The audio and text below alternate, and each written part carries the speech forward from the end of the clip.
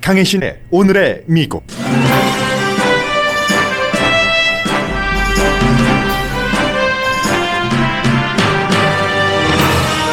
펜실베니아주에서 승리함으로써 46대 대통령 당선자가 된 조 바이든 당선자는 지금 분열된 미국을 치유할 때라는 연설을 했지만 유권자의 약 반은 아직 치유 노력을 받아들일 준비가 안 된 것으로 보입니다. 트럼프 대통령 당사자는 차기 대통령 취임식장에 가지 않을 것이며 바이든 당선자가 취임식장에 가지 못하도록 모든 법적 조치를 취한다고 거듭 밝히고 있습니다. 그러나 이번 케이스는 2000년 플로리다주 케이스와 달라 설령 연방 법원까지 간다 하더라도 법원에서 승리할 가능성이 그다지 많지 않은 것으로 전문가들은 예상합니다. 대통령 주변은 세 갈래로 나뉘어졌습니다. 늦기 전에 승복하라, 끝까지 승복을 거부하라 팀과 마이크 펜스 부통령처럼 어둠 속에 묻힌 세 그룹입니다. 대통령은 현재는 승복하지 않고 재검표를 주장하는 전국적인 캠페인을 계획하는 것으로 알려졌습니다. 트럼프 대통령이 만일 법적 투쟁에서도 지고 승복하지 않을 때의 결과는 이미 나와 있습니다.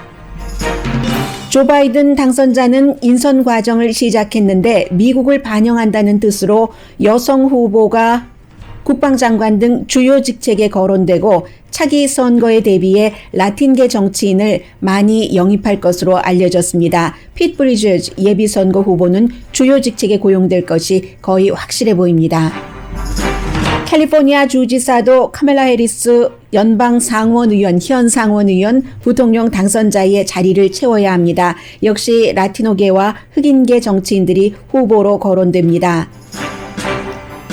백악관 현 비서실장에 이어 벤 칼슨 주택도시개발부 장관도 코로나 바이러스 양성 판정을 받았습니다. 지난 주말에는 하루 확진자가 13명이 넘었고 지금 조 바이든 당선자는 코로나 바이러스에 관한 연설을 하고 있습니다.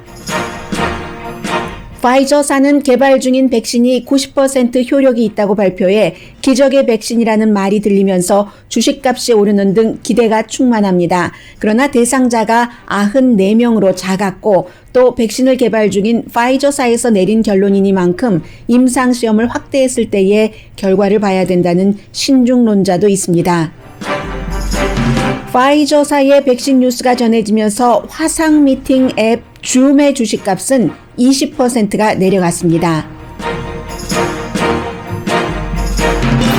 여러분 안녕하십니까? 오늘의 미국 강예신입니다. 지난 토요일에 저희 라디오 서울 방송에서 특별 방송을 통해서 하루 종일 여러분들께 펜실베니아주의 개표 결과 예측입니다. 물론 오랜 동안 170년 이상을 대통령 당선자를 예측해온 AP통신이 펜실베니아에서 20개의 선거인단이 걸린 이것이 모두 조 바이든 후보에게 돌아가기로 됐다 함으로써 저녁에 저희 라디오 서울 방송이 이제 그 당선자의 소감까지 전부 전해드렸습니다. 그리고 오늘 첫 번째 행보를 지금 그 조 바이든 당선자가 하는데 역시 코로나 바이러스를 잡는.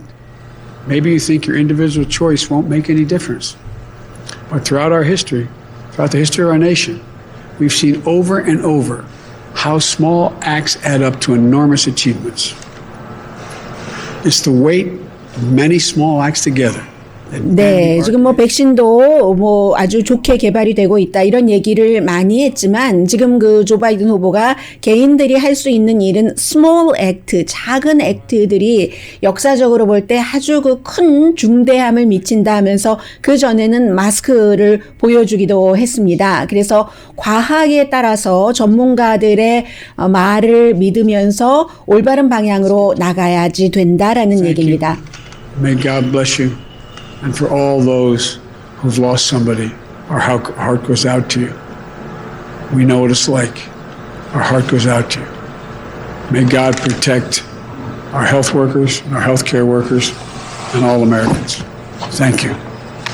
네, 맨 마지막 부분에 가세게 미국 모든 것을 그 의지를 하죠. 그래서 헬스케어의 분야에서 일하는 사람들 모든 미국인들을 다 그 보호해 주기를 바라면서 이런 얘기도 했고 정치적인 스테이트먼트를 따르지 말고 마스크를 쓰십시오. 마스크가 우리의 생명을 지켜줍니다. 이게 이제 그 조 바이든 그 당선자의 얘기고 이 부분에 대해서는 파이저사의 백신 그리고 그 파이저사와는 전혀 다른 분야에 항상 밥상에서 웃고 있을 때 침상에서 울음이 나를 기다리고 있다고 하잖아요.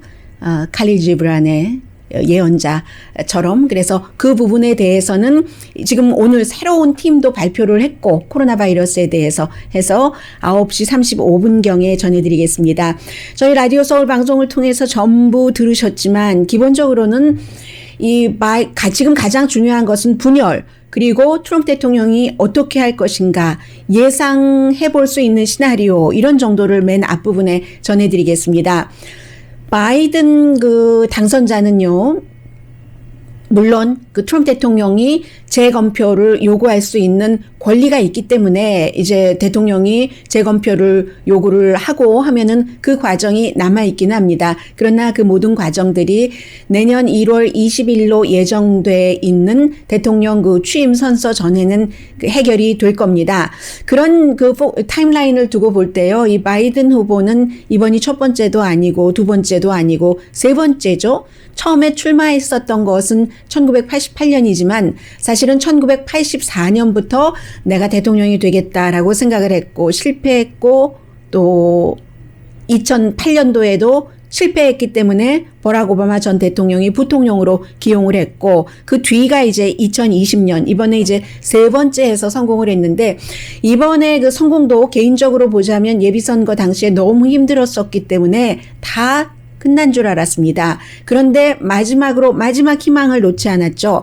사우스 캐롤라이나 주에서 이기면 판도가 달라진다 했고 실제로 사우스 캐롤라이나 주에서 정말로 존경을 받고 있는 아프리칸 아메리칸 정치인이 이 바이든 후보를 지지함으로써 거기서부터 회생을 한 겁니다. 많은 스토리를 거쳐와서 결국은 17분 길이의 이 당선자로서의 연설, 물론 트럼프 대통령을 지지하신 약 7,100만 명 분들 가운데 상당수의 분들은 아직까지 그 바이든 후보를 당선자라고 부르는 것을 불편해하실 수도 있습니다. 그러나 이제 달리 부를 것이 없기 때문에요. 그래서 화합을 굉장히 강조를 했거든요. 그리고 새로운 얘기는 없습니다. 좀 전에도 코로나 바이러스에 대해서 얘기를 했지만 초지일관 같은 메시지를 보내고 있거든요. 너무나 힘든 이런 굴곡을 거쳤지만 United States of America다. 나는 민주당 후보로 출마를 했지만 민주당만을 위해서 일할 사람이 아니다. 이런 얘기를 하면서 It's time to heal. 이번 주 시사주간지 타임이 바로 그 제목을 뽑았습니다. 그리고 사진에 이 조 바이든과 카말라 해리스 두 사람을 실었는데 지금은 성경을 많이 그 인용을 했어요. Time to heal, it's time to heal 그 노래예요. Turn, turn, turn, Birds의. 그리고 마지막에도 찬송가의 구절을 인용을 하면서 사람들에게 좀 여기에 기대십시오 하는 메시지를 줬는데 굉장히 힘들죠. Time to heal, 치유를 하기에. 그리고 특히 우리는 소수 인종은 부통령을 많이 봐야지 되는 게 차기 부통령이요. 이 카멜라 해리스의 경우는 그 people of color, 백인이 아닌 다른 사람으로서는 첫 번째는 아닙니다. 과거에 어머니가 어머니가 네이티브 아메리칸이고 아버지는 백인인 그런 부통령이 있었기 때문에 찰스 커티스 부통령이 있었기 때문에 후보 대통령의 바이스 프레지던트였죠. 그런데 카멜라 해리스로서 중요한 것은 본인 자신도 얘기를 했고 또 그 바이든 그 당선자도 얘기를 한 것이 이민자의 딸이 이 나라에서 처음으로 부통령에 당선됐다. 엄마가 19살 때 인도에서 왔잖아요. 아빠는 자마이카에서 오고 두 사람이 UC 버클리에서 공부하면서 60년대에 민권, 인권 시위를 하다가 그곳에서 딸을 낳고 어렸을 때 헤어졌어요. 5살 때인가 헤어져서 쭉 그 엄마와 같이 살았기 때문에 이 엄마는 본인이 인도계지만 딸만 둘인데 이 딸들을 흑인계로 키웠기 때문에 하워드 대학교 흑인의 그 대학교를 갔고요. 해서 아프리칸 아메리칸으로서 더 많이 구분이 되지만 어쨌든 그 아시아계로서 이민자의 딸로서 부통령이 된 거고 남편도 미국에서 여자가 부통령이 된 것이 처음이기 때문에 그 세컨드 젠틀맨 처음으로 세컨드 젠틀맨이 나오게 된 거고요. 세컨드 레이디, 퍼스트 레이디, 세컨드 레이디가 아니라 그런 이제 역사가 미국에서 또 이어지겠고요.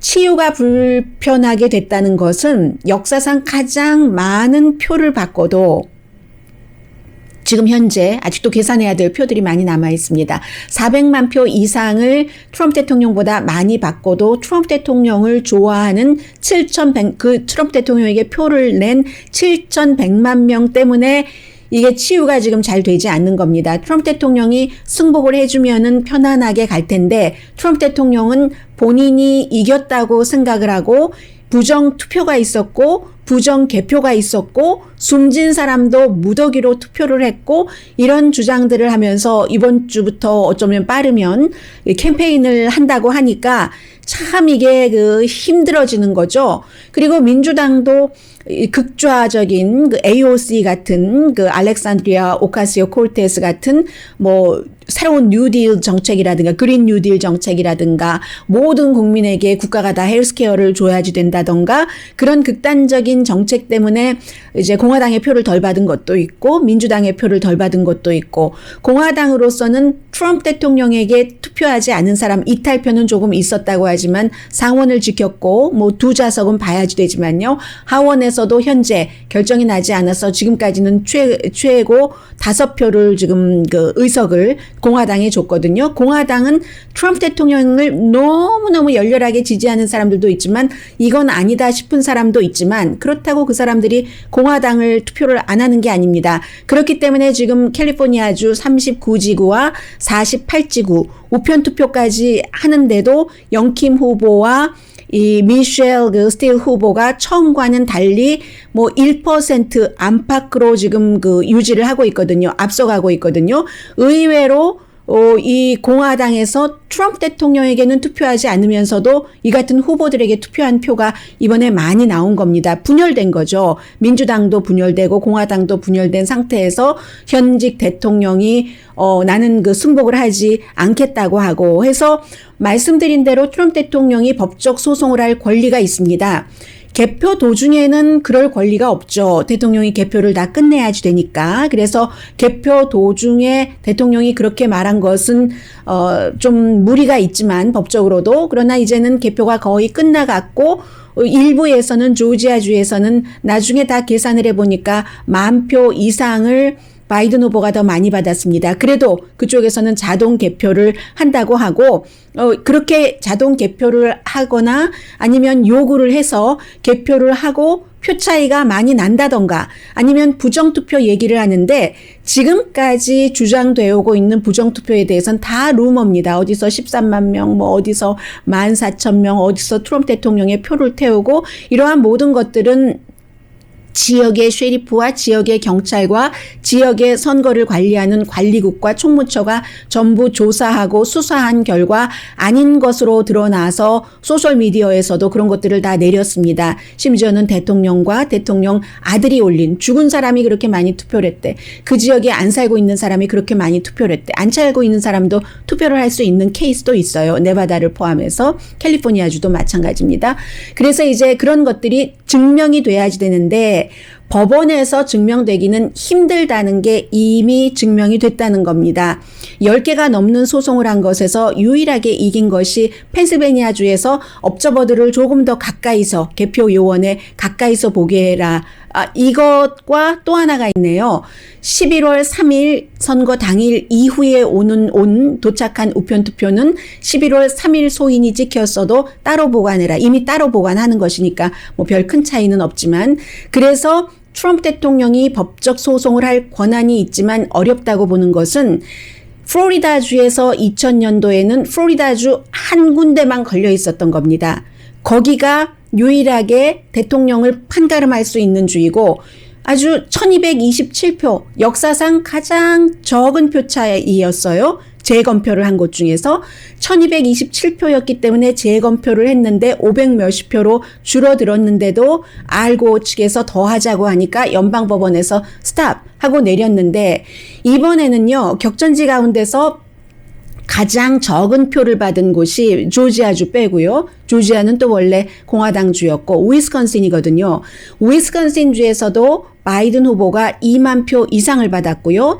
펜실베니아주의 경우는 뭐 아직도 조금 그 투표가 남아있긴 합니다만 뭐 군인표 이런 표들이 있잖아요. 펜실베니아주에서도 뭐 2만 표보다는 훨씬 많던데요. 펜실베니아 제가 적어놓고도 잊었습니다. 45,670표거든요.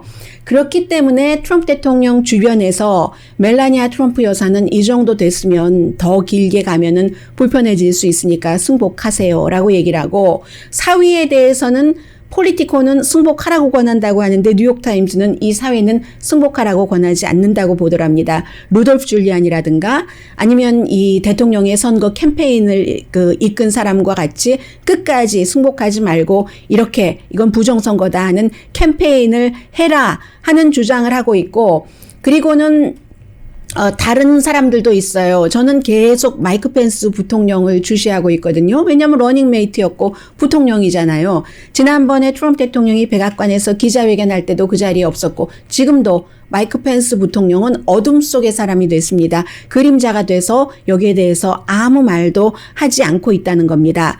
원래 예정대로라면 어떻게 돼야지 되는 거냐면요. 이제 선거가 끝났습니다. 보통 선거 그 당일에 승리 연설을 하고 패배 연설을 하면서 우아한 미국의 모습을 보여주고, 이제 12월 8일까지 각 주정부에서 최종적으로 통고를 해야지 됩니다. 전체적인 그 선거관리국이에요. 그러면 선거인단이 12월 4일에 미팅을 합니다. 미팅을 해서 투표를 하죠. 투표를 하는데 뭐 여기서 뒤집힐 거다 하는데 그것은 그 제도를 잘 몰라서 하시는 말씀이고요.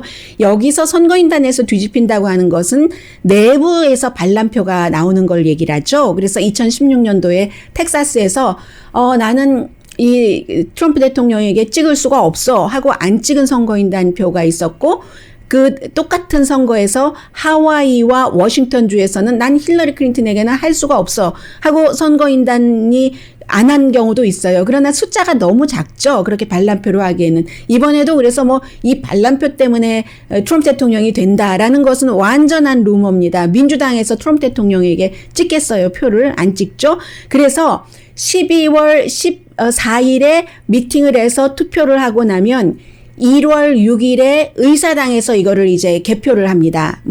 이 표는 거의 이제 유권자들과 마찬가지로 가고요. 그래서 1월 20일에 대통령이 선서를 해야지 되는데, 대통령이 지금 안 한다고 하니까 공화당에서도 밀 럼니 같은 사람은 이거는 올바른 선거였다라고 얘기를 하고 있고, 모든 살아있는 대통령이 당선자에게 축하 전화를 했고요. 그리고 마지막으로 유일하게 공화당 살아있는 대통령인 아들 그 부시 대통령도 이 그 바이든 민주당의 당선자에게 전화를 걸었고, 그리고 이 트럼프 대통령과 트럼프 대통령 캠프 측에서도 지지자들도 정말 열심히 일했다 이런 얘기도 했습니다.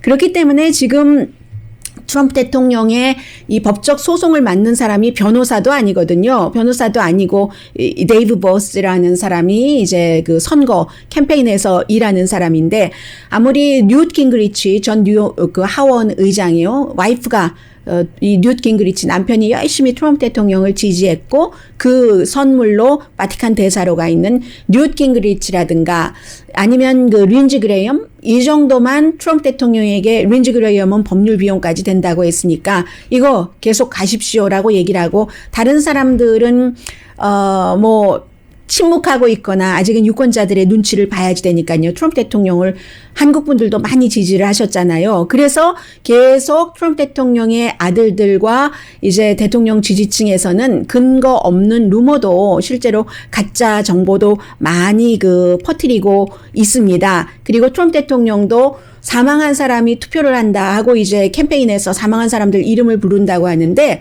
보통 미국의 선거를 할 때요. 이 그 투표 용지라든가 이런 것에 실수들이 나옵니다. 개표 과정에서도 어떤 때 실수가 나오면 그 실수를 수정을 하고 사망자의 경우는 제대로 보고가 되지 않아서 그래서 유권자 등록표에 있지만 결국은 그 사망한 사람이 투표를 할 수 있는 건 아니잖아요. 본인이라는 것을 증명을 하고 해야지 되는데 투표도 하지 않았는데 투표했다고 하면서 대통령이 아마 선거 유세할 때 그 사망자들 이런 사람이 투표를 해서 숨졌는데 1800년대에 숨졌는데 이렇게 아마 하는 것을 지금으로서는 기획을 하는 것 같은데 그것도 분명하지는 않습니다. 그래서 지금 시골 지역에서 얘기하는 트럼프 대통령 지지자들을 보면은 십자가와 총과 대통령과 이렇게 얘기를 하거든요. 트럼프 대통령에 의해서 by the Trump에 의해서 follow God 신을 따른다.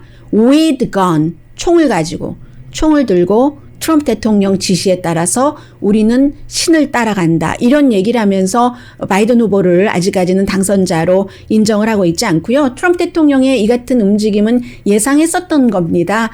예비선거 당시에도요. 2016년도에도 테드 크루즈가 아이오와주에서 이기니까 아이오와주에서 테드 크루즈가 표를 훔쳤다 하고 2월 달이었는데요. 2016년도에 트윗을 했었던 적도 있고 해서 지금 그렇게 됐고 이번에는 이게 만약에 최고 법원까지 간다 하더라도 2000년대와는 달리 이기기가 힘들다. 그리고 또 이런 것도 있잖아요. 그 당시엔 펜실베니아 하나였는데 지금은 뭐 위스콘신 어디 다 졌기 때문에 설령 트럼프 대통령이 예를 들어 재검표가 확정이 된 조지아주에서 이긴다 하더라도 270표를 받을 수가 없습니다. 한 사람이 270표 선거인단을 확보하면 그 다음 사람은 270표를 아무리 모든 곳에서 다 이겨도 받을 수가 없게 되는 겁니다. 재검표를 해도 몇만 표 차이가 뒤집힐 수는 가능성이 거의 없습니다. 주로 이제 몇백 표 차이에서 왔다 갔다 하기 때문에 어떤 때는 더 재검표 하자고 하는 사람이 표가 덜 나오기도 하거든요. 그래서 12월 14일 이후부터는 대통령도 조금씩 물러설 수밖에 없고요. 왜냐하면 군이라던가 군이 개입하지 않겠다고 했지만 인수 과정을 백악관에서는 안 해줘도 해줘야지 되는 부분이 있죠. 의회도 그렇고 또 행정부 장관들도 트럼프 대통령이 만약에 그 거부하면 이 인수 과정을 방해할 수는 있지만 끝까지 그 막기는 거의 그 불가능하고요. 트럼프 대통령 충성파들도 지금 전부 빠져나가고 있기 때문에 백악관에서도 다른 일자리를 구하고 그렇기 때문에 만약에 끝까지 거부를 하면은 에스코트를 받고 쫓겨날 수도 있는 상황이니까 주변에서 이 트럼프 대통령에게 그런 그 권고도 하고 대통령은 아직 법정 소송을 하겠다고 하고 참 처음에 대통령이 될 때는 본인도 될 줄 몰랐었다는 얘기가 많잖아요. 그렇게 해서 됐는데 뭐 되기를 원했을 수도 있고요. 했는데 지금은 대통령 자리에서 내려오면은 법적 소송이 너무 많이 수천 건이 걸려 있기 때문에 또 세금과 관련된 것도 걸려 있고 하니까 면책 특권이 없어져서 굉장히 그 힘들어지겠죠. 대통령일 때보다는 그런 상황이고 무엇보다도 지기를 끔찍하게 싫어하는 사람이 트럼프 대통령이고 주목받기 너무 좋아하는 사람인데 아니 마이크 펜스 너마저도 내 곁에 이제 안 온단 말이야. 지금 이런 상황에서 법적 지금까지는 소송에서 다 졌으니까는요. 법적 연방 대법원까지 가서 이기려면은 트럼프 대통령이 소송을 제기한 그 주에서 주정부에서 다 대통령에게 협조를 해야지 됩니다. 법도 그렇고 정치계에서도 그렇고 선거관리국에서요. 그런데 지금까지는 다 반대 방향으로 나갔잖아요. 그런 경우에는 트럼프 대통령 주목받기 좋아하고 또 그 지기 싫어하는 대통령이 공개적으로 패배자가 될 수밖에 없는 굉장히 그 힘든 위치를 맞을 수도 있는 그런 그 상황입니다. 그러니까 외로운 사람이 되는 거죠. 세상에서 가장 파워풀했던 사람이 가장 외로운 사람.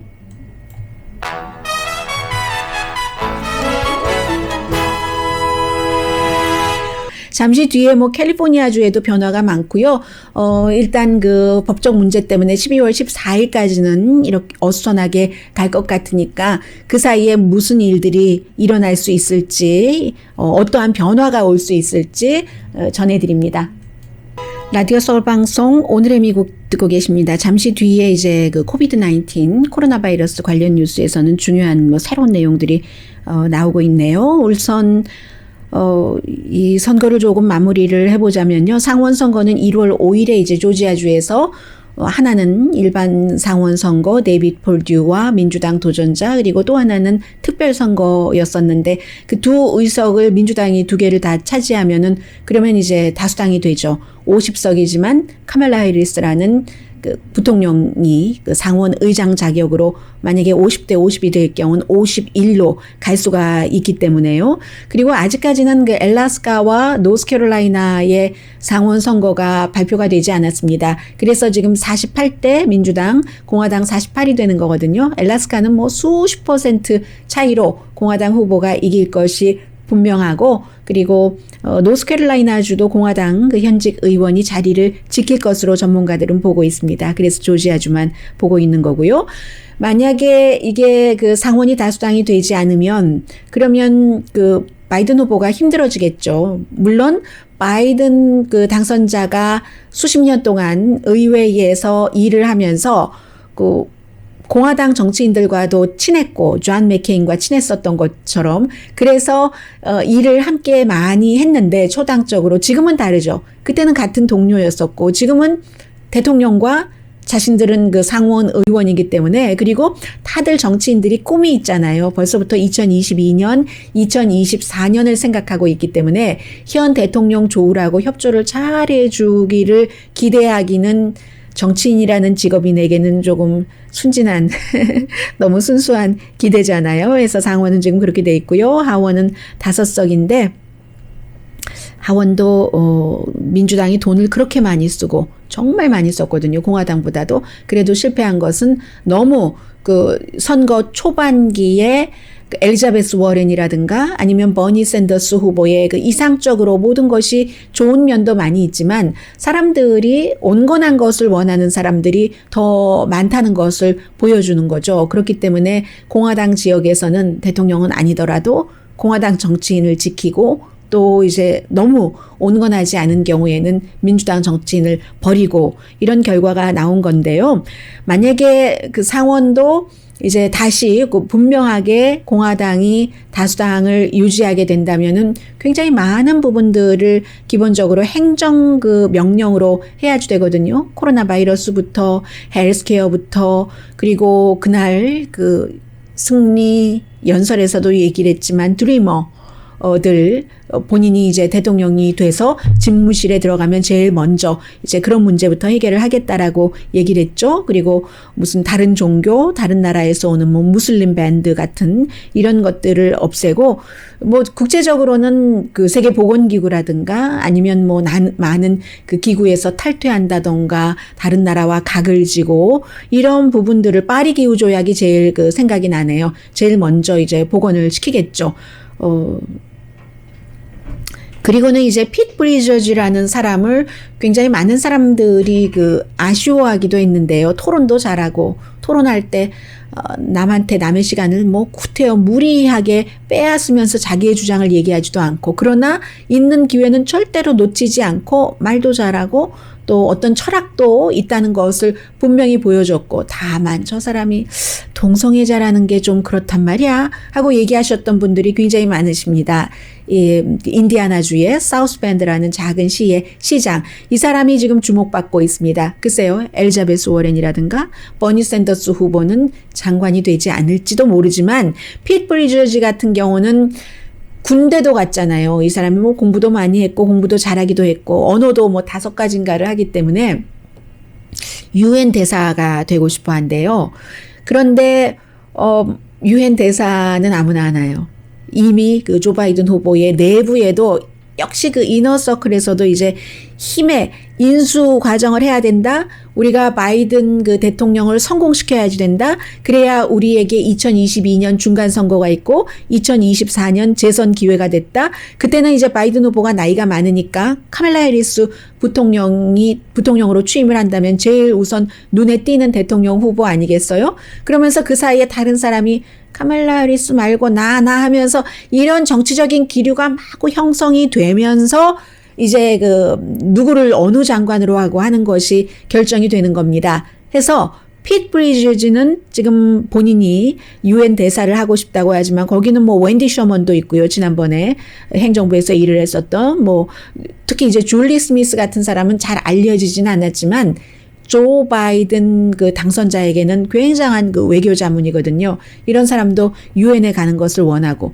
그리고 무엇보다도 카밀라 해리스 부통령 당선자가 싫어하지 않을 수 있죠. 이 여성은 내가 최초의 여성으로, 그것도 소수 인종 여성으로 미국의 대통령이 되겠어 하는 꿈은 분명히 지금 꾸고 있는 거잖아요. 그리고 넘버원 순위고. 그런데 UN 대사로 간다는 것은요, 세계의 중요한 인물들을 다 만난다는 얘기입니다. 커넥션.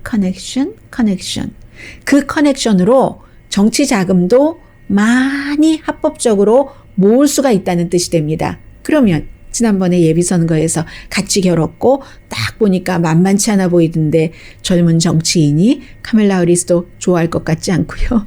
해서 지금 핏 브리지즈가 되기는 되는데 주택개발부 장관이라든가 좀 무난한 자리죠. 아니면 군 출신이었기 때문에 재향청이라든가 이런 곳에 아니면 예산을 관리하는 곳이라든가 사람이 꼼꼼한 면 이런 것도 보여줬기 때문에. 그런데 어쩌면 핏 브리지즈를 사랑하는 사람으로서는 이 사람이 아프리칸 아메리칸에게 결국은 인정받지 못했거든요. 표가 5% 미만이었어요.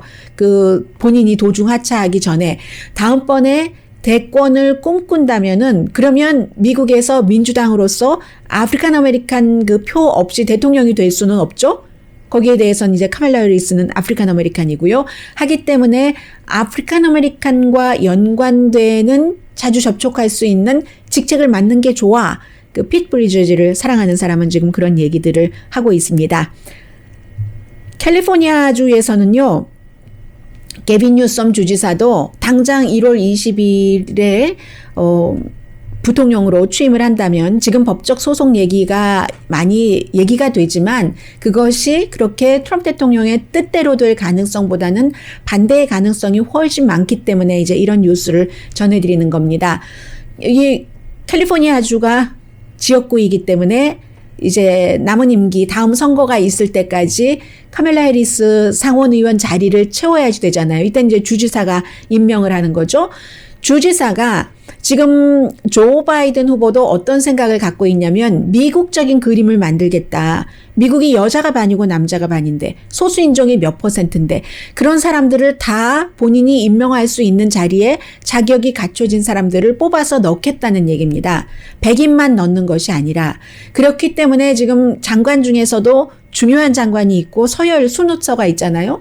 예를 들어서 법무장관, 어떤 땐 법무장관이 강하기도 하고 어떤 땐 국방장관이 강하기도 하고 해요. 그런데 법무장관, 국무장관 굉장히 늘 중요하고요. 또 재무장관 중요하고요. 국방장관, 이 4개의 장관의 여자를 임명할 수도 있다. 그렇게 생각을 하고 있고요.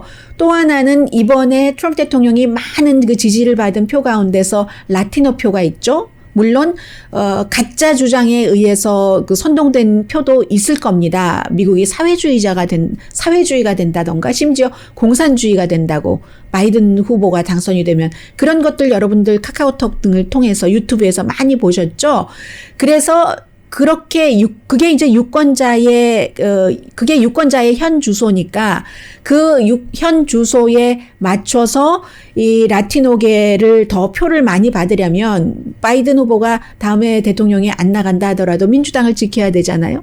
상원에서 하원에서 더 많은 표를 가지고 오고 민주당 대통령을 만들어서 자신의 아젠다를 계속 이어가게 하려면 라티노들을 많이 기용을 한다 해서요. 이게 겹쳐서 말씀을 드리는 겁니다. 캘리포니아의 게빈 뉴섬 주지사도 이 카밀라 해리스 상원 의원 자리를 우리도 라틴계를 해야지 되겠어, 이렇게 생각을 하고 있고, 바이든 당선자도 그렇게 생각을 하니까, 예를 들면은 하비에르 바세라 검찰총장 같은 경우는 겹치는 거예요. 하비에르 바세라를 바이든 당선자가 모시고 갈 수도 있고, 게빈 뉴섬 주지사가 상원 의원 자리에 놓을 수도 있고, 그리고 그 알렉스 파디아도 마찬가지죠. 총무처 장관도 그렇고, 아니면은 어쩌면은 캐런 베스도 로스앤젤레스가 지역구인데, 하원 의원인데, 로스앤젤레스가 지역구인 이 의원을 조 바이든 후보가 선거 유세 한참 할 때 아프리칸 아메리칸 표가 필요하기 때문에, 아프리칸 아메리칸이기 때문에 이제 데리고 간다, 이런 얘기가 많았잖아요. 그래서 이제 이렇게 어쨌든 소수 인종 가운데서 백인이 아닌 그런 사람 가운데서 게빈 뉴섬도 선택을 하고, 조 바이든 당선자도 라틴계나 흑인계에서 많은 중요한 인물들을 선택을 한다는 겁니다. 그래도 기본적으로는요, 백악관에서 white old male이 많이 있을 겁니다. 바이든 당선자 자신이 지금은 77세고 11월 22일이 되면은 78세가 되잖아요. 수십 년 동안을 백인 친구들, 백인 자문들과 같이 지냈기 때문에 사람은 편안한 사람, 또 믿는 사람이 편안한 사람이고 편안한 사람이 믿는 사람이잖아요. 그런 사람을 주변에 두고 싶어 하죠. 그래서 웨스트 윙이요, 대통령의 스텝들이 쭉 일하고 있는 이스트 윙은 퍼스트 레이디 쪽이고요.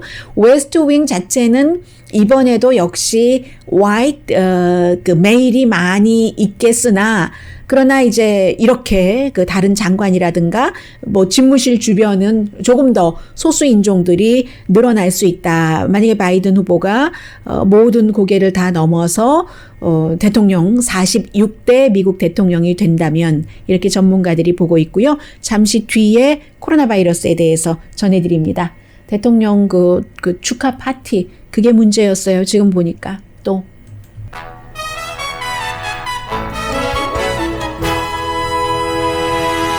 라디오 서울 방송 오늘의 미국 듣고 계십니다. 오늘 주식시장 분위기 굉장히 좋습니다. 파이저가 쫙 끌어올린 거예요.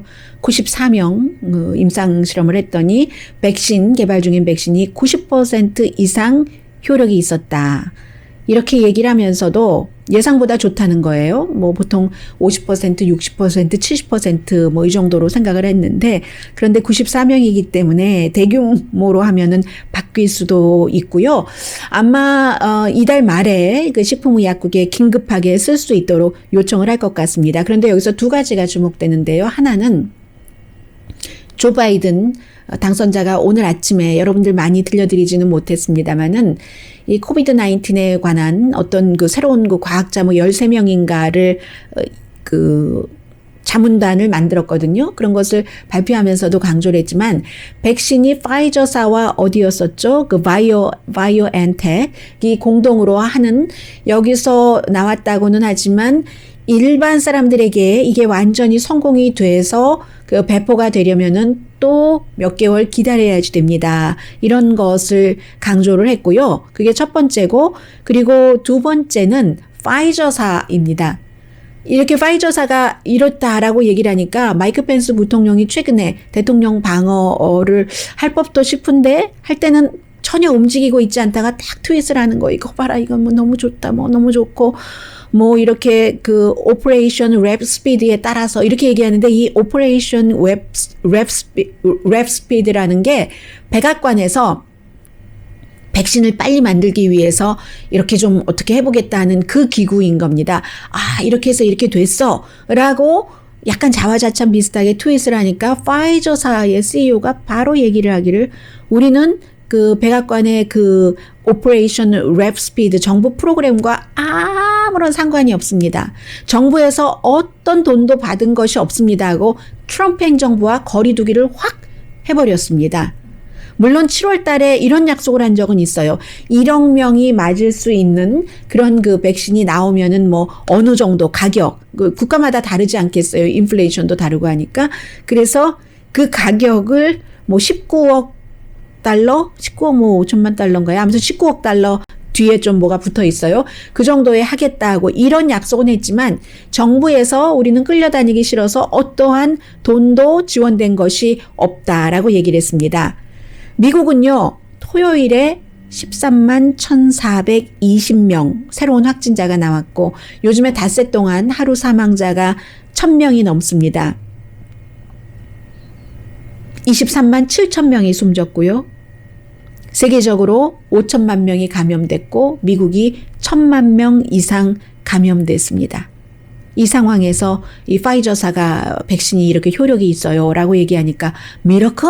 이거 정말로 이제 미러클이야? 드디어 기적이 나온 거야? 이런 얘기를 하면서 파이저 주식은 뭐 20% 이상 올라갔거든요.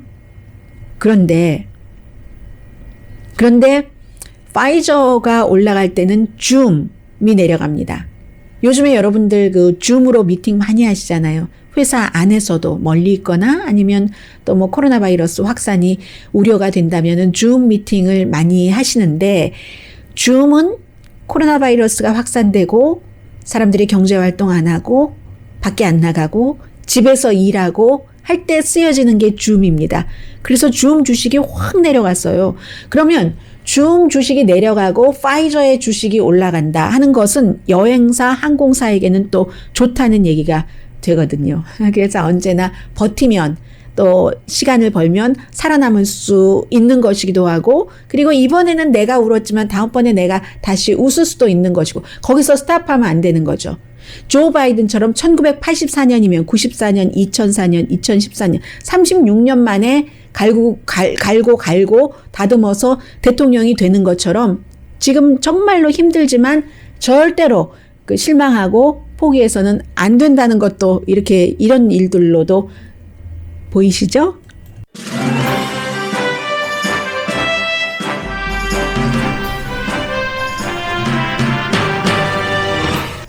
우선 그 바이든 당선자가 나오고 나서 제일 먼저 축하한 사람이 영국 총리, 프랑스 대통령, 캐나다 총리, 그리고는 이제 인도의 총리도 트럼프 대통령과도 가까웠는데도 그랬고요.